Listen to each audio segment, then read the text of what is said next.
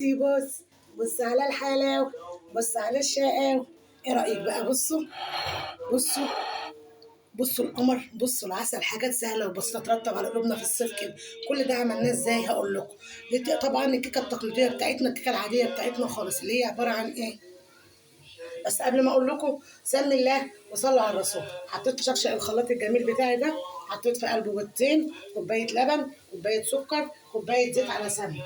تمام. ومحدش يقول لي خالص هي يعني الكوبايه دي زي الكوبايه دي زي الكوبايه دي. لا، لازم اعاير بنفس بكوبايه واحده اللي هي بتاعت الشاي دي. ما ينفعش احط السكر بدي والزيت بدي واللبن بدي. لازم يبقوا 3 كوبايات، ال3 كوبايات اللي هي كوبايه واحده اللي احنا بنعاير بيها.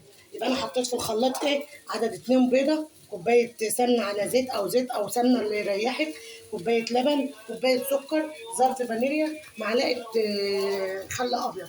وضربتهم كويس في الخلاط مع بعض وركنتهم على جنب كده. خلاص الخليط بتاعنا بقى جاي معايا. انا بقى هنا في البوله الثانيه، عملت حطيت كوبايتين ونص، نفس الكوبايه برضو دي، كوبايتين ونص من الدقيق في بوله كده ونخلتهم كويس، وعليهم باكت من البيكنج باودر او محسن الكيك اللي موجود عندك، وذره ملح ما بين صوابعك كده. قمت جايه مقلبه كله في البوله كده او في الطبق زي ما انتم شفتوا. طلعت الكيكه القمر دي. دخلتها الفرن، طبعا مولعه الفرن من قبل ما ابدا اشتغل فيه على درجه حراره 180، الرف اللي في النص. طلعت بالجمال والحلاوه. بصوا يا بيضه ازاي، بسم الله ما شاء الله. خدت بالظبط 25 دقيقة وسبتها 10 دقايق، يعني 25 دقيقة والفرن مولع عليه. وقمت جاية طافية الفرن، ما خرجتهاش على طول. طفيت الفرن وقمت جاية سايباها في الفرن كمان حوالي 5 أو 6 دقايق كده. طبعا دي الطروف بتاعتها، الطروف أو الحواف بتاعتها أنا ما رميتهاش، احنا ما بنرميش حاجة زي ما أنا قلت لكم. خدتها طحنتها في الكبة، طبعا هي عليها اللبن بتاعها وعليها الزيت والسمنه وتمام 100 100. وقمت جايه ماسكاها طحناها في الكبه القمر بتاعتنا دي كده، الحواف اللي هي بتاعت الكيكايه دي. قمت جايه طحناها كويس، وقمت جايه فردها في الطبق ده، وحط عليها صوص شوكولاته. وعلى ما اتعمل قمت جايه عامله الكريمه. عملت الكريمه ازاي يا هبه؟ جبت ظرف كريم شانتيه اللي هو بيتباع في السوبر ماركت، قمت جايه مفضياه عليه 125 جرام ميه، 125 مللي ميه. وقمت جايه ضربه مبرحا كده لغايه ما بقت طلعت معايا الكريمه في منتهى الجمال.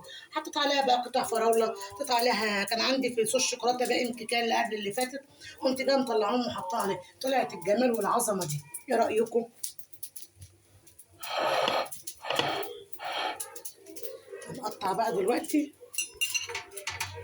بالراحه. نسمي الله، نقول بسم الله الرحمن الرحيم.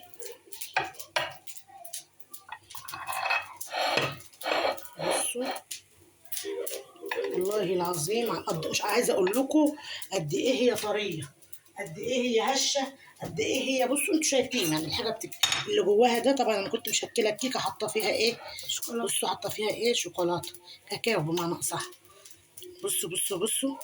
بصوا بالله عليكم الجمال. بصوا الحلاوه. بصوا يعني اللي ياخد قطعه من دي خلاص كده شكرا، مش هياخد حاجه تاني. ايه رايكم في الفيديو؟